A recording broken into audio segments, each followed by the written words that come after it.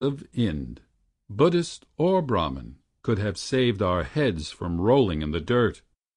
For Rajas know a quicker than the eightfold noble way to help their scholars to attain the end. Renounce I could not, and could not reform. How could I battle with the Brahmin priests, or free the people from the yoke of caste, when, with the utmost aid that priests could give, and willing service from each caste in turn, I saved but barely both my throne and them? So came it that our paths were separate, and his led up to so supreme a height that from its summit he can now look down and see where still the jungle stifles me.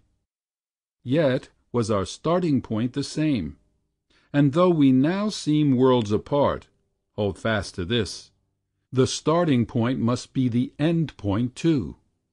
You know the Veda, and need not be taught, the first and last idea of all true knowledge. One single spirit from which all things spring, one thought containing all thoughts possible, not merely those that we in our thin reason hold to be true, but all their opposites. For Brahma is beginning, middle, end, matter and mind, time, space, form, life and death. The universal has no time limit. Thought traveling in constant circles round and round, must ever pass through endless contradictions, returning on itself at last, till lost in silence. This is the Veda, as you know, the alphabet of all philosophy. For he who cannot or dares not grasp and follow this necessity of Brahma is but a fool and weakling, and must perish among the follies of his own reflection. Your master, you and I, and all wise men, have one sole purpose which we never lose. Through different paths we each seek to attain, sooner or later, as your paths allow, a perfect union with the single spirit. Gautama's way is best, but all are good. He breaks a path at once to which he seeks. By silence and absorption he unites his soul with the great soul from which it started.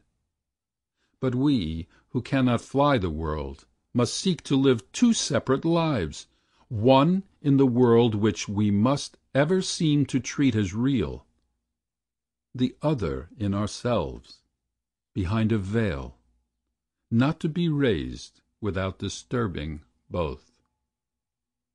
The Raja is an instrument of Brahma, no more, no less than sunshine, lightning, rain. And when he meets resistance in his path, and when his sword falls on a victim's neck, it strikes as strikes the lightning, as it must, rending its way through darkness to the point it needs must seek, by no choice of its own. Thus, in the life of the ruler, warrior, master, the wise man knows his wisdom has no place. And when most wise, we act by rule and law, talk to conceal our thought, and think only within the range of daily need, ruling our subjects while ourselves rebel, death always on our lips and in our act. This is the jungle in which we must stay, according to the teachings of the Master. Never can we attain the perfect life. Yet in this world of selfishness and striving, the wise man lives as deeply sunk in silence, as conscious of the perfect life he covets, as the recluse in his forest shadows, as any yogi in his mystic trances. We need no noble way to teach us freedom amid the clamor of a world of slaves. We need no lotus to love purity where life is else corruption. So read Siddhartha's secret. He has taught a certain pathway to attain the end, and best and simplest yet devised by man. Yet still so hard that every energy must be devoted to its sacred law. Then, when Malunka turns to ask for knowledge, would seek what lies beyond the path he teaches, what distant horizon transcends his own, he bids you look in silence on the lotus. For you, he means no more.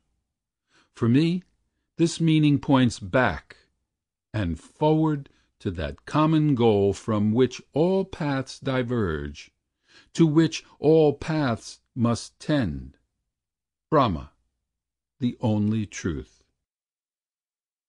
Gautama tells me my way too is good.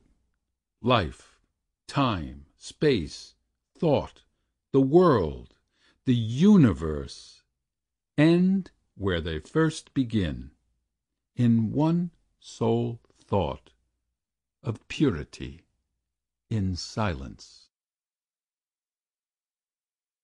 End of poem. This recording is in the public domain.